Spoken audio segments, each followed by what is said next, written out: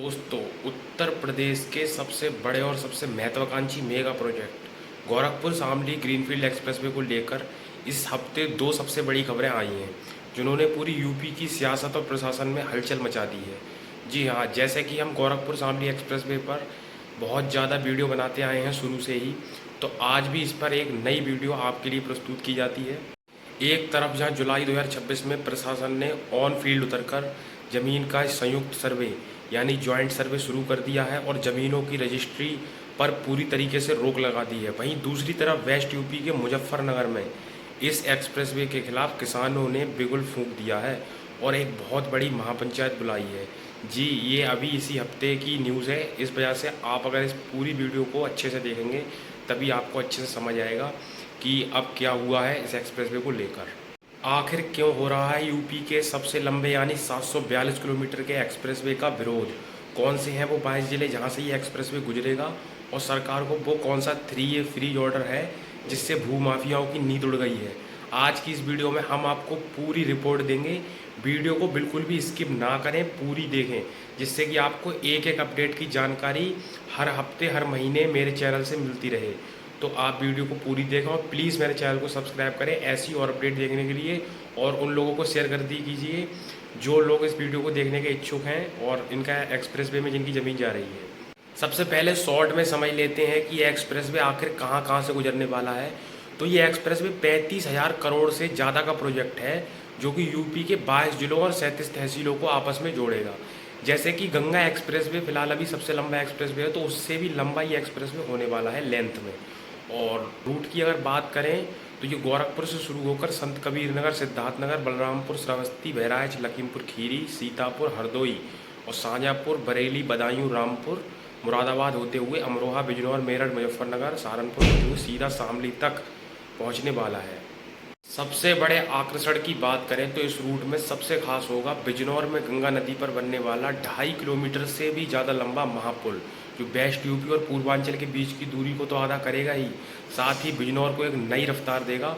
जो सफ़र अभी 15 घंटे लेता था वो अब मात्र 7-8 घंटे का बाद में रह जाएगा।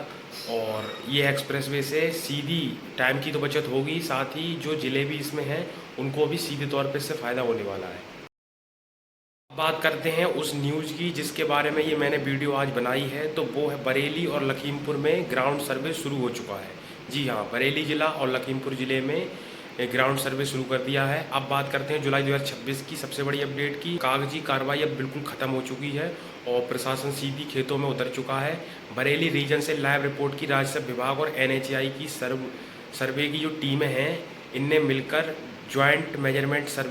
ज्वाइंट सर्वे का काम फुल स्पीड में शुरू कर दिया है, जिससे कि यह काम बहुत आगे बढ़ रहा है।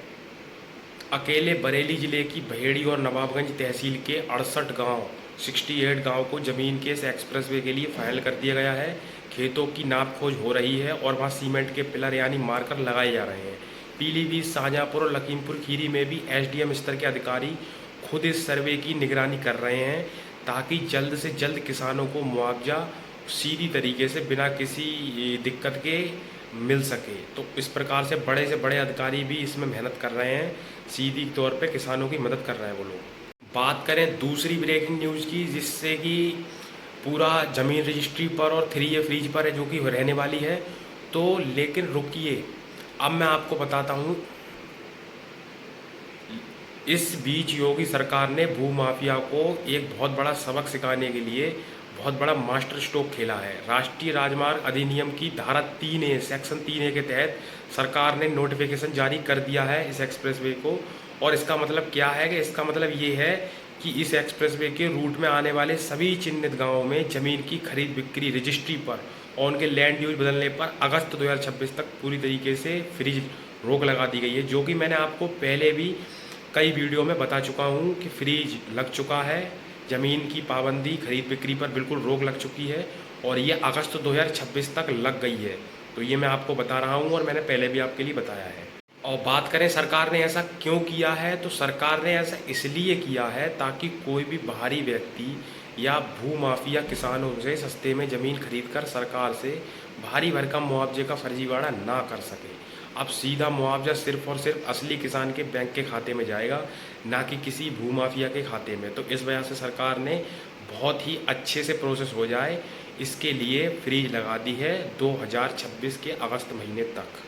लेकिन दोस्तों, जहां एक तरफ प्रशासन तेजी दिखा रहा है, वहीं दूसरी तरफ वेस्ट यूपी पश्चिमी उत्तर प्रदेश में इस प्रोजेक्ट को लेकर बड़ा विरोध शुरू हो गया है। मुजफ्फरनगर के ग्राम फलौदा के शिव मंदिर प्रांगण में किसानों ने एक बहुत बड़ी महापंचायत बुलाई है, जो कि मैंने आपको वीडियो के शुरू में बताया कि एक बहुत बड़ी खबर है, तो ये खबर वही है। किसानों का साफ कहना है कि इस एक्सप्रेसवे जिस रूट से निकाला जा रहा है, वहाँ उनकी अत्यधिक उपजाऊ और कीमती 3 फसली ज़मीनें आ रही हैं।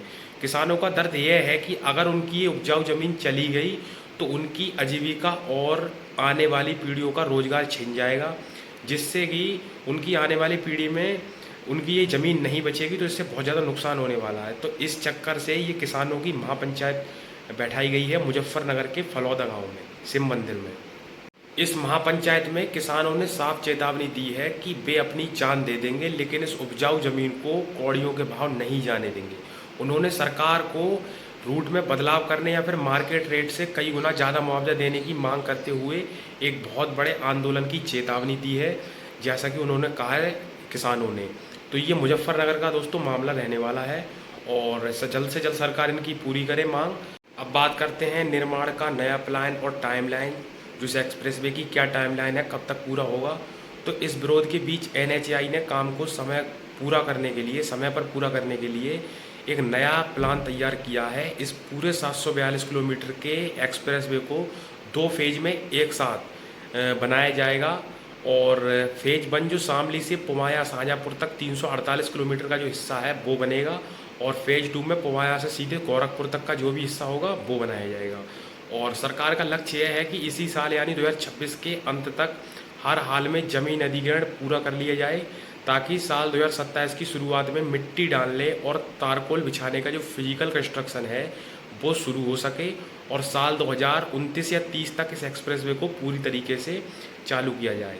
तो आपने ये भी देखा होगा अभी कि योगी जी अभी आए थे शामली और बिजनौर, अभी उन्होंने काफ़ी ज़िलों का रुख किया है, जैसे कि आपने देखा होगा। तो उसमें उन्होंने गोरखपुर शामली एक्सप्रेसवे की भी बात की थी, जैसे कि आपने सुना होगा शामली जिस ज़िले में आए थे उस वाले दिन।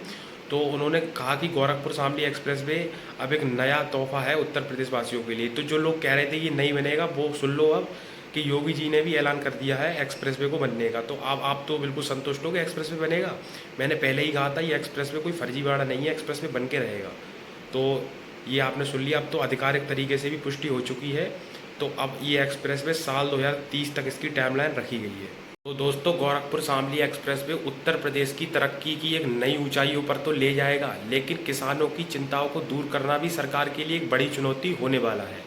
क्या आपके ज़िले से ये एक्सप्रेसवे गुजर रहा है, और आपके हिसाब से क्या सरकार को किसानों की मांग मानकर रूट बदलना चाहिए या मुआवजा बढ़ाना चाहिए? अपनी राय नीचे कमेंट बॉक्स में अभी दें, बिल्कुल लिखें, और वीडियो को जरूर शेयर करें ज़्यादा से ज़्यादा लोगों को। सबसे लेटेस्ट अपडेट पसंद आई हो तो प्लीज़ वीडियो को लाइक करें और मेरे चैनल को सब्सक्राइब कर दें ऐसी ही लेटेस्ट अपडेट देखने के लिए इस एक्सप्रेसवे के बारे में। और किसी भी एक्सप्रेसवे के बारे में जानना चाहते हैं तो वो भी हमें कमेंट में बताएं, और सब्सक्राइब करना ना भूलें। जय हिंद, जय भारत।